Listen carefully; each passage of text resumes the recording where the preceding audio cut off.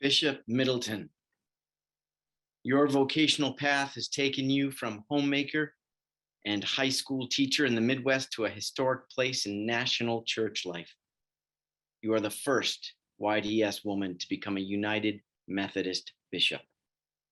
You and your husband, Jack, met at Oklahoma State University, raised two daughters, and after nearly 15 years as a stay-at-home mom, high school teacher, and active church laywoman, you found your way to YDS in the mid-1970s.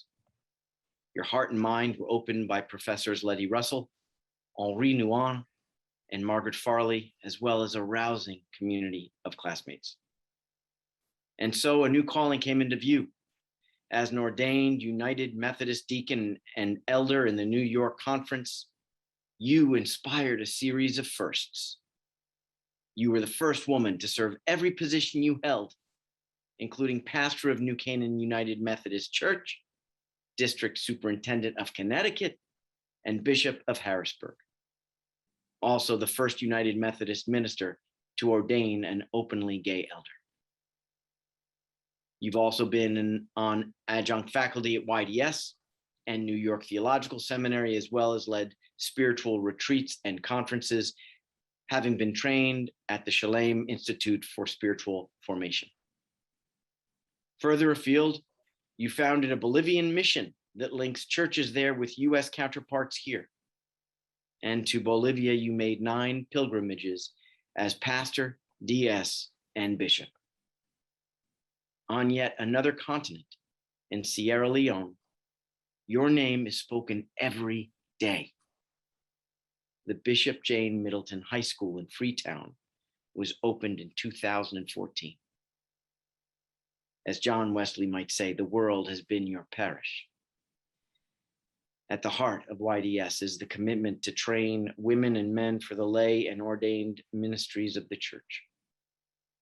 The award for distinction in congregational ministry annually goes to an individual who has shown exceptional pastoral competence in the work of the mission of local congregations.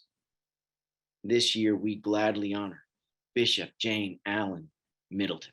Congratulations, Bishop Middleton. I'm deeply grateful for this honor. I join others who have indicated a feeling of inadequacy because it's sure there for me. Jack and I were part of the Summerfield Church in New Haven when it occurred to me that that kind of transformation was something to which I want to be part of. And at the same time, I realized that women could be ordained. Who knew? So when I realized I had that calling, I made a call to Yale to Joan Forsberg, whom I'd barely met, and with every hesitation said, I'd like to talk to her about the possibility of maybe applying to Yale Divinity School. And across that telephone line, I felt a warm embrace with the words from Joan, "Hot dog, when can you come?" That exemplifies my experience of Yale. A warm embrace, not always so warm, there were challenges, but my years there formed my ministry and shaped my life. And as others have said, opened up a whole new world, a world which has given me such joy and such pleasure. The influence of people like Henri Nouwen, like Letty Russell.